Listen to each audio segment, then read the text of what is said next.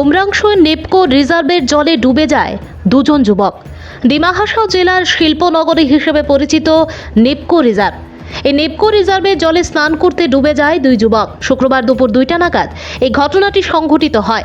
ঘটনার বিবরণে জানা যায় যে উমরাংশুর গলফ কোর্সে থাকা নেপকো রিজার্ভে দুপুরে 6 জন যুবক স্নান করার উদ্দেশ্যে আসে। 4 জন যুবক স্নান সেরে উঠে আসে, কিন্তু 2 জন যুবক নৌকা নিয়ে ঘুরতে থাকে। হঠাৎ করে নৌকাটি উল্টে যায় এবং 2 যুবক নৌকার নিচে পড়ে জলে ডুবে যায়। খবর পেয়ে স্থানীয় জনগণ গলফ কোর্সে জমায়েত হন। খবর দেওয়া হয় উমরাংশু পুলিশকে। পুলিশ এসে দুপুর 3টার সময় দমকল বাহিনীদের খবর পাঠায়। তারা এসে 2 যুবকের মৃতদেহ উদ্ধার করে। মৃত 2 যুবক হলো বছর 17 এর অরিজিৎ পাল ও বছর 16 এর যুগল মোদাই। তাদের বাড়ি উমরাংশু থেকে 16 কিলোমিটার দূরে জুমারানগরে।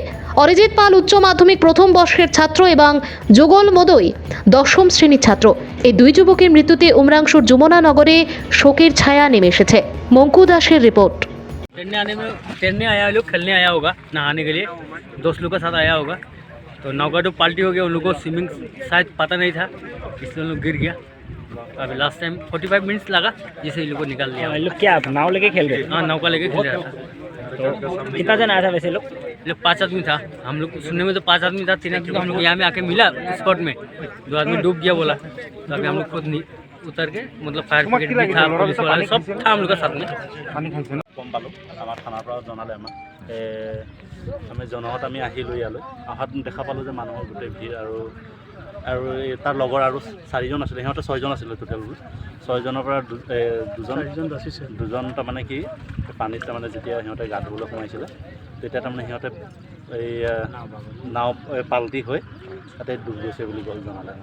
এপ্ৰক্স কেইটামান বজাত এইটো হৈছে? সিহঁতে কোৱাটো মতে আমাক আপোনালোকক কেতিয়া ইনফৰ্ম কৰিছে? 3টা বজাত পাইছোঁহি। আপোনালোকক কেইটা বজাত ইনফৰ্ম কৰিছে মানে? 3টা 25 আমাক আপোনালোক NDRF-ৰ হয়, আপোনালোকে গম পাইছে যে কিমান? আমি ফায়াৰ ছাৰ্ভিচৰ ফায়াৰ ছাৰ্ভিচৰ। তো আপোনালোকে গম পাইছে যে কিমান দ আছিলে মোটামুটি?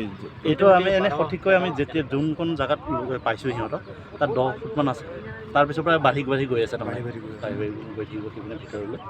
তেনেকুৱা এনেকুৱা ভুল বাৰে বাৰে উমৰাংশুত হৈ আছে, আগতো হৈছে বহুবাৰ। তাৰমানে কি ল'ৰাবোৰ ইয়াত এনেই ফূৰ্তি কৰিব আহে, পানী দেখি ধৰি লওক সিহঁতে সেই কিবা এনে এনজয় কৰিম বুলি ভাবে পানীত, কিন্তু সেই তেনেকুৱা কৰিব নালাগে। কাৰণ কি পানী এনেকুৱা এটা বস্তু, তেনে পানী মানুহে গা ধুব বিচাৰে, ভিতৰত কি হয় দ হয় যে, সেইটো কাৰণে নামি গৈ সিহঁতে তাৰমানে তাতো পানী নোহোৱা হয়। তাত বহুত সেইকাৰণে একদম একেবাৰে পানী নামিব নালাগে, সাঁতুৰিব নাজানিলে। মেইন আৰু দহলত প্ৰায় যাবই নালাগে। সাঁতুৰিব নাজানাটো মেইন প্ৰব্লেম হয় নেকি? মেইন প্ৰব্লেম মানুহৰ আজিকালি কি হয় গম পাইছেনে? আমাৰ ল'ৰা ছোৱালীবোৰক যে এই পানীত ধৰি লওক সাঁতুৰিব যাব নিদিয়ে, পুখুৰী ঘৰৰ ওচৰত পানী ডঙাত থাকিলেও খেলিব নিদিয়ে, সেইটো মেইন প্ৰব্লেম আজিকালি মানুহ।